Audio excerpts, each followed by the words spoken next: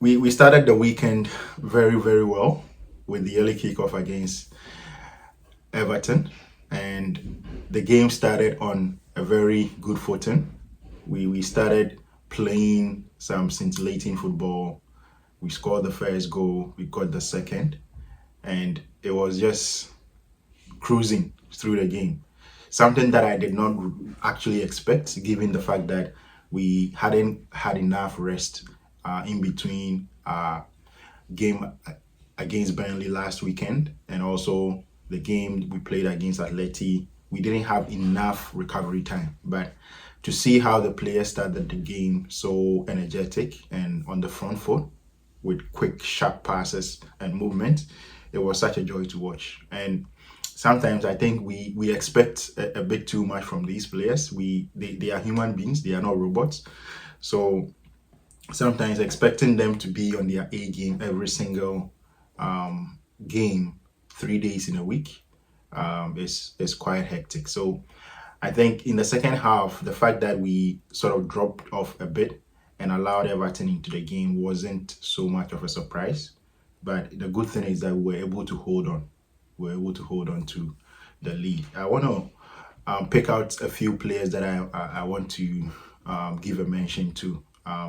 The first one is Ryan Gravenberch. I think over the weekend there's been all the talk about Ryan Gravenberch. I'm not really going to give him a shout just because of the goal, but his general play this season and in that particular game against Everton, right? I think he's matured into that position in the deep line role.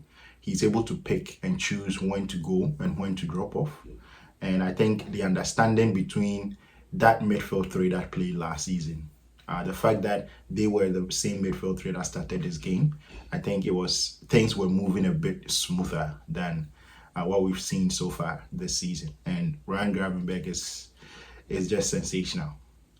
I think he's surprised a lot of people, and rightly so, because he was at Bayern Munich and he couldn't get a look in, and that is quite surprising. But I think that's how football is. It happens, and I believe that if he stays fit this season, he's going to be one of the most important players for the team. The other player that I want to give a shout to is Hugo Ekitike, because he has been exceptional this season.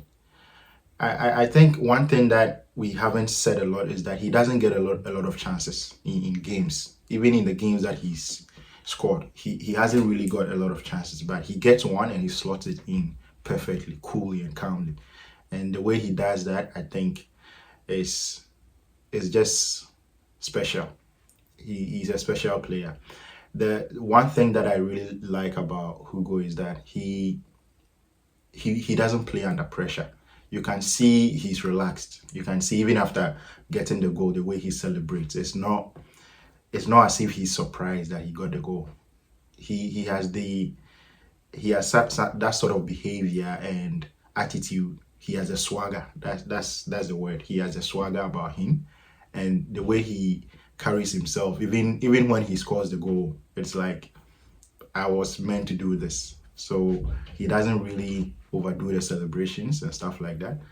And I really like that about him. If you are going to succeed as a player at Liverpool, you have to be very, very confident but not overconfident, right? And I think he has the right balance between being confident and also being humble and knowing that he needs to improve week in, week out, game in, game out. And the way he speaks shows that he's someone who really thinks that he has a lot of improvement to do. Now, another thing that I want to touch on is Conor Bradley in this game. I think I wouldn't say struggled, but he had some challenges dealing with this guy. What is his name? Oh, Jack Grealish. And Jack Grealish is that sort of player. He plays for the fouls, right? And I think at some points, certain moments in the game, he got the better of Conor Bradley. Not because he went past him or anything like that, but he conned him into getting the contact and going down to claim the foul. And I think that is what they do. But it didn't really work to plan for them. And I think it is especially because we are playing at home at Anfield. Over there at the Hill Dickinson Stadium, I think it's going to be a much more difficult game because of that kind of stuff that Grealish does. And the supporters are going to be onto it. They are going to make noises that will influence the referee to maybe give calls that otherwise wouldn't be given. So, but Conor Bradley did well. I think he handled him quite well. It wasn't an exceptional game by any stretch of the imagination for Conor Bradley, but I really did like the solidity that he provided. Florian Wirtz came in the second half. I think he was okay. There wasn't anything exceptional, but one thing that I saw, I think he got one chance, just one chance. Salah played him through and he tried to cut the ball back and shoot with his left foot, but the ball bubbled on his knee and he lost control.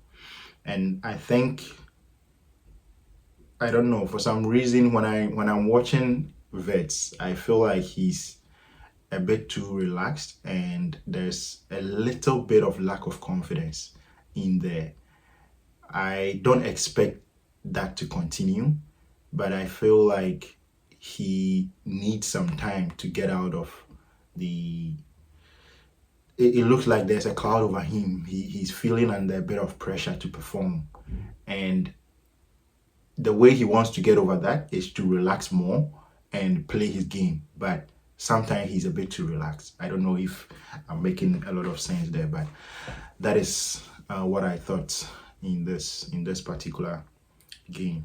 So it was a good game. The second half wasn't as good as the first half. Of course, Liverpool games have come to be known as a game of two halves. If we don't play well in the first half, expect that in the second half we turn things up. But if we don't play well, if we play well in the first half, then maybe in the second half we don't play as well. So I don't know if that is something that has to do with managing what do you call it? Like trying to conserve energy and not go commit ourselves too much to avoid injuries. I think that is some aspect of the way we play in dividing the game into two halves and trying to ration our efforts over across the two halves. So I think that is an actual consideration. It's one of the reasons. Maybe not a major reason, but I think we do want to conserve energy at times. And that is why, or that is how come sometimes we overdo it and we lose our lead. And sometimes we overdo it and we concede in the first half. And at some point, we have to go for the comeback. So the next step that I think this Liverpool team needs to make is to get to the point where we go ahead in games, maybe 1 or 2 goals, and we still keep bopping the ball around in the midfield. Not necessarily trying to attack at every opportunity or playing the ball at the back among the defenders like we always do when we go, especially 2-0 up. We keep playing the ball among our defenders instead of bringing it to the middle and bopping it around in that area, that midfield area, forming triangles and just popping the ball around. Like we saw PSG do very, very well last season in their Champions League winning campaign. And I think this slot team is very, very matured. They are used to winning. They are winners in this team. They know how to win. They know what it takes to win. But managing games, managing leads, I think that is the next step that we need to take. We need to be able to get a goal in a game. After getting the goal in the game, we trust in ourselves so much that we can keep bopping the ball around in the midfield without necessarily expending so much energy, right? And I think teams that do that very, very well, they have a high chance of winning both the Champions League and their domestic leagues, because it allows you to conserve energy. That is a better way of conserving your energy rather than playing the ball at the back among your defenders and your goalkeepers, losing the ball and being under pressure. If we can do that in the midfield, keep popping the ball around, not necessarily trying to get a goal, but of course, if the opportunity comes, we take it. That was what PSG were doing very, very well last season. I would even say the Barcelona teams that dominated Europe in the 2011s and 2012s under Guardiola and under Luis Enrique, that was what they were very good at. When they go ahead in a game, the opponent doesn't get any encouragement. You don't get the chance to feel like you can come back into the game. Guardiola's Manchester City in the last few years have also been able to do that a lot. When they get one goal, it is over.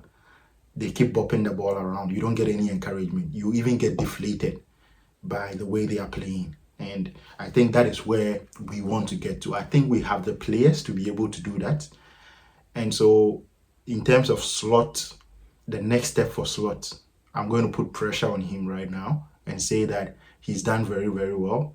But the next step that he can take this team to is to get to that level where we make it inevitable for teams. We deflate them after we go a goal or two ahead. They have no encouragement to think that they can get back into the game. And if we can do that, then we have a very good chance of competing for both the Premier League and the Champions League, which I think is our target for this season.